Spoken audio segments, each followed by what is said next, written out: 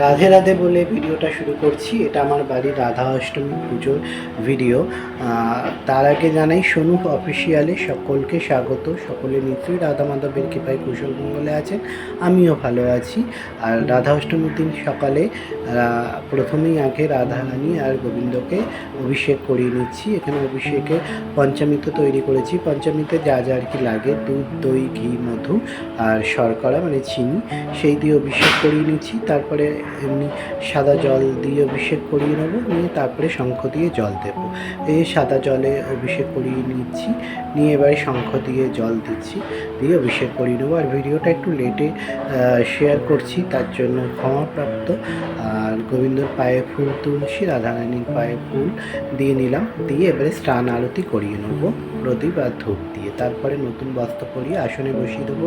আর জন্মাষ্টমীতে যা যা ভোগ প্রসাদ হয়েছিল রাধা অষ্টমীতে তাই হয়েছিল। আমরা সকলে জানি গোবিন্দের যা প্রিয়, আমাদের রাধারানীরও তাই প্রিয়। তো রাধারানীরও দুধ জাতীয় জিনিস পছন্দ, সাদা ফুল পছন্দ, তাই আমরা প্রস্তুত করেছিলাম। এই যে এখানে বাসমতি পোলাও আছে, 5 রকম ভাজা, আরবি মানে গাটি কচু দই দিয়ে রাধারানীর খুব পছন্দের একটা পদ, আর লুচি, সুজি, পায়েস, আর এখানে তালের বড়া, মালপোয়া আর তালের ক্ষীর দিয়ে একটা কেক, আর 5 রকম মিষ্টি। মিষ্টির মধ্যে তো দেখতেই পাচ্ছেন জিলিপি আছে, সন্দেশ আর মালাই চমচম, রাবড়িও রাধারানীর খুব পছন্দের তাই। আর সমস্ত ভোগ প্রসাদ দিয়ে আসনে বসিয়ে নিয়েছি।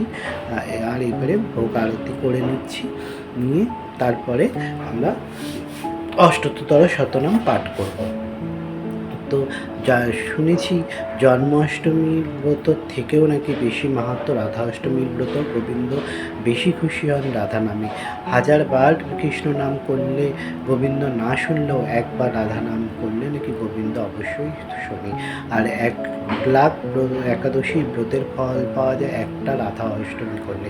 তো ফল কি পাওয়া যায় সেটা জানি না, কিন্তু মন থেকে ভক্তি ভরে রাধারানী বা গোবিন্দকে ডাকলে নিশ্চয়ই তারা সাড়া দেবে।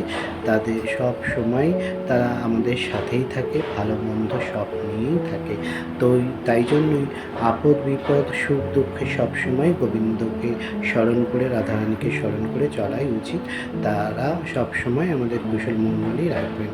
আর সকল বন্ধুদের জানাই রাধা অষ্টমীর আরেকবার শুভেচ্ছা। গোবিন্দ রাধারানী সকলের মনস্কামনা পূর্ণ করুন, সকলকে ভালো রাখুন।